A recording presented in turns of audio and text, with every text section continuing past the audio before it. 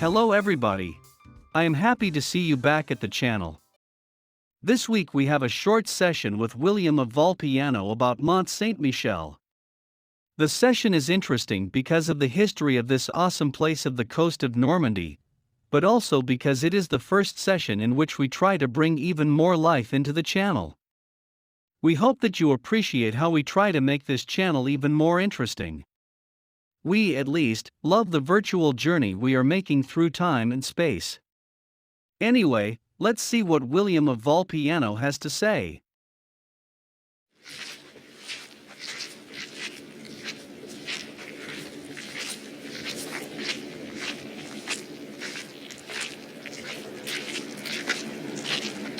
Hello, thank you Don Quixote. Let me start to introduce myself. I am William of Volpiano. I am from Italy and was born as the son of Count Robert of Volpiano on the island San Giulio in 962. During my lifetime I was asked by Richard II to build several abbeys. I started my life within the church when I was 7. When I was 28 I became the abbot of the Saint Benignus Abbey in Dijon. This abbey became an important center of spirituality, education and culture. Richard II, the Duke of Normandy, asked me in 1001 to help to rebuild the Abbey of Fécamp. By the way, you should learn more about this abbey. It goes too far to go into depth now, but this abbey played a significant role in the power games around the Norman conquest of England. After rebuilding this abbey, I was asked to supervise the building or rebuilding of several other abbeys. Amongst these, there was the Abbey of Mont Saint Michel, which you can see behind me. The abbey has been built in Romanesque style on the island. It can be reached by foot at low tide. If you go there, make sure to watch the tides carefully as high water levels comes in at a very dangerous speed.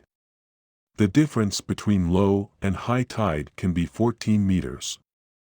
You should also be very careful and walking as quicksand is present in many places. In historic times, Mont Saint Michel was not only a religious center. During Gallo-Roman and Frankish times it was already a military stronghold. According to legend, the Archangel Michael appeared to the Bishop of Avranches on the island in 708. As a consequence, he gave the island its current name and built a first church there. Over the years, the island has always been at the center of many assaults and battles. This is to be expected of a place that is so strategically located. This was even true during the Second World War. The Germans used the church as an important lookout post. It is also worth mentioning that the French used the island for a long time as a prison. This happened in the years after the French Revolution. From an architectural perspective, I must mention that next to me, Robert de Thorigny and Abbot Jordan also had a significant influence on the looks of the abbey. Charles VI is responsible for adding most of the fortifications to the island. Nowadays, Mont Saint Michel is an UNESCO World Heritage Site and is home to about 30 people. Around 3 million tourists visit it every year. If you want to go there, you can make use of the new bridge. Okay, that's my story for today. Thank you for your interest. Thank you, William. I learned a lot from your story.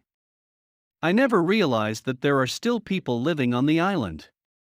As you shared with me before we recorded the session, the few people on the island earn quite a bit of money from all these tourists. They just need to accept that they never ever have time off there.